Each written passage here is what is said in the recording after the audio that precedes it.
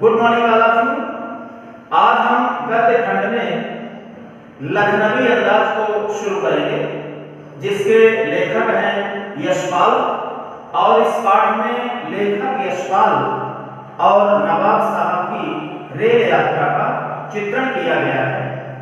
बच्चों, किसी कहानी को लिखने के लिए 3 चीजों की आवश्यकता होती है: घटना, विचार और पात्र।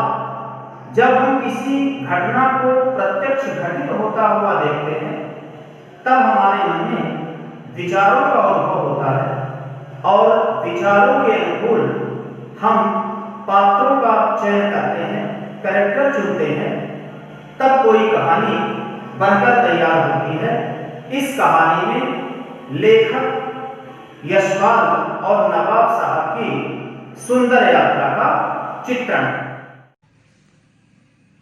इस पाठ में यशपाल ने उस पतनशील सामंती वर्ग पर कटाक्ष किया है जो वास्तविकता से बेखबर बनावटी जीवन शैली जीने का आदी है।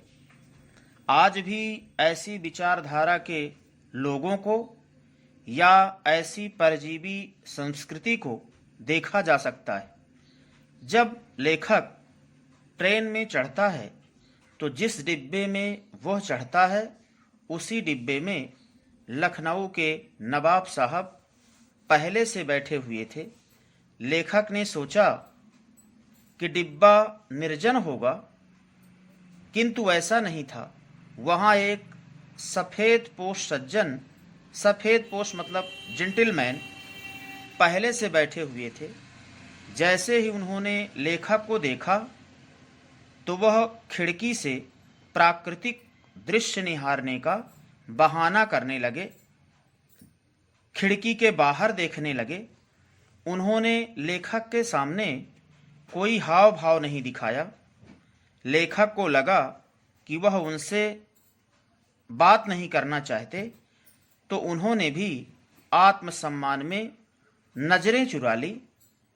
नवाब साहब यह नहीं चाहते थे कि शहर का कोई व्यक्ति उन्हें सेकंड क्लास में सफ़र करते देखे। इससे उनकी नवाबी कम हो सकती थी। नवाब साहब ने सफ़र का वक्त काटने के लिए खीरे खरीदे थे, किंतु किसी सभ्य व्यक्ति के सामने खीरा कैसे खाएं। इसलिए उन्होंने लेखक से पूछा कि आप खीरे का शौक फरमाएंगे। लेखक के मना करने पर नवाब साहब ने खीरे के सिर काटे, उसके ऊपरी भाग को काटा और गोंद कर यानी घिसकर झाग निकाला और तौलिया बिछाकर खीरे की फांकों को करीने से तरीके से सजाते गए और उसके ऊपर नमक मिर्च डाला और फिर लेखक से पूछा कि कृपया खीरे का शौक फरमाएंगे।